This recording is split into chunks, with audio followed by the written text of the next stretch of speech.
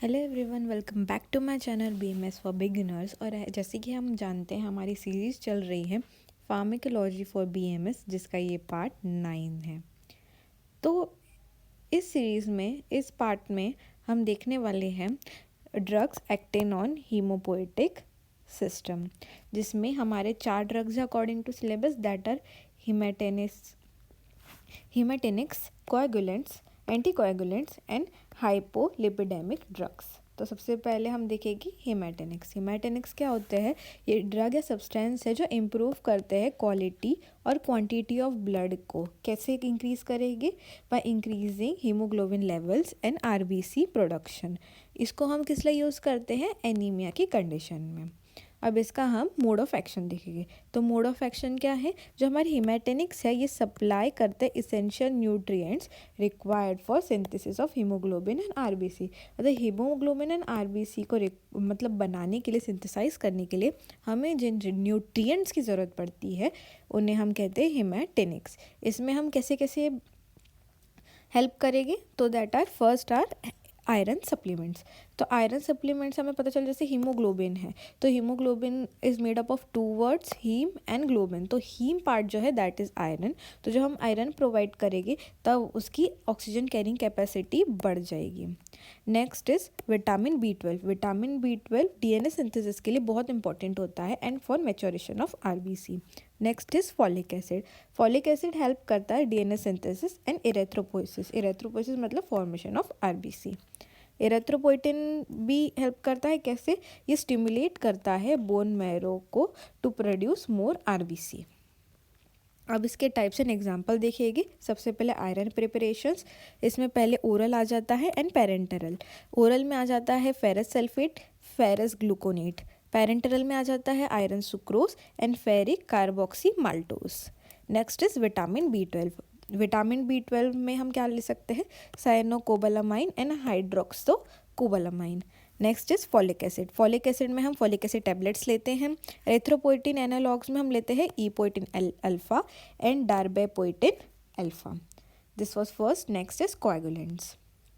Coagulants क्या करते हैं? ये प्रमोट करते हैं ब्लड क्लॉटिंग को टू प्रिवेंट एक्सेसिव ब्लीडिंग। मतलब जब एक्सेसिव ब्लीडिंग होगी तो टू प्रमोट ब्लड क्लॉटिंग हम कोएगुलेंट्स का यूज़ करेंगे। तो इसका डिटेल मोड ऑफ एक्शन देखेंगे। तो कोएगुलेंट्स कैसे एक्ट करते हैं? By enhancing the clotting factor. मतलब ये क्लॉटिंग फैक्टर को एनहेंस कर देंगे और कोएगुलेशन प्रोसेस को भी एनहेंस कर देंगे। तो ये तीन इसमें कंपोनेंट्स है। First is vitamin K. Vitamin K हमें पता है it's very essential for synthesis of clotting factors. कौन से clotting factors? Second, 7th, 9th and 10th। Second, 7th, 9th and 10th। Next are fibrin sealants. Fibrin sealants क्या करते हैं? ये promote करते हैं क्लॉट फॉर्मेशन को लोकली।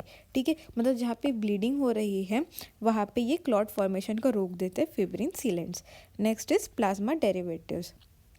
प्लाज्मा डेरिवेटिव्स क्या करते हैं? ये प्रोवाइड करते हैं clotting factors directly for placement therapy. जो प्लेसमेंट थेरेपी होती है डायरेक्टली इसमें ये क्लॉटिंग फैक्टर्स प्रोवाइड करते हैं। इसमें एग्जांपल्स देखेंगे। तो विटामिन के प्रिपरेशंस कौन सी है?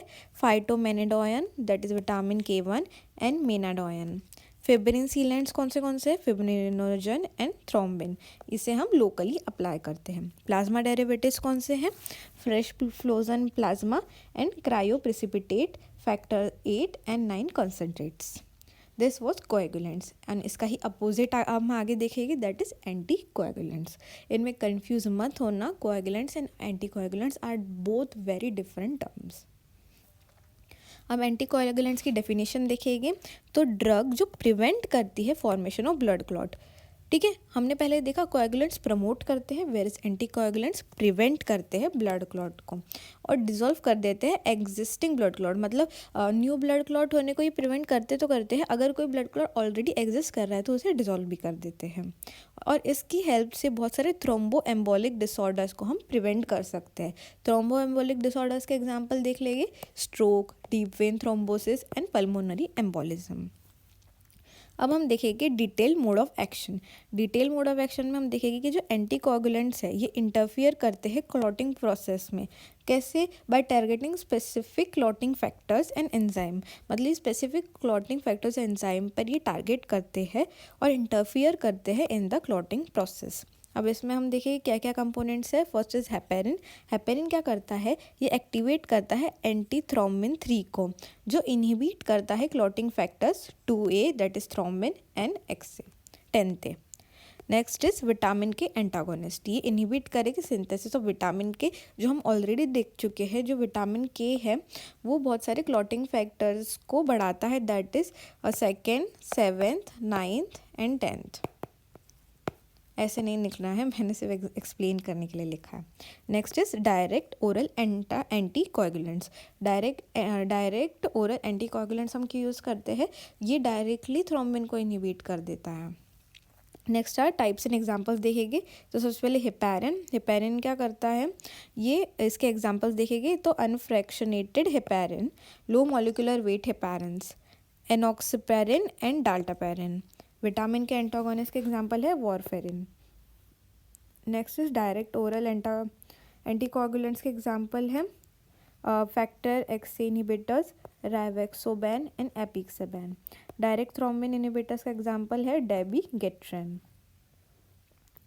Last is hypolipidemic drugs. Hypolipidemic drug का डेफिनेशन देखेंगे। सबसे पहले drugs that lower lipid level, मतलब जो हमारे ब्लड है, ब्लड में जो लिपिड का लेवल है ये ड्रग्स उसे कम कर देती है। इससे क्या होता है?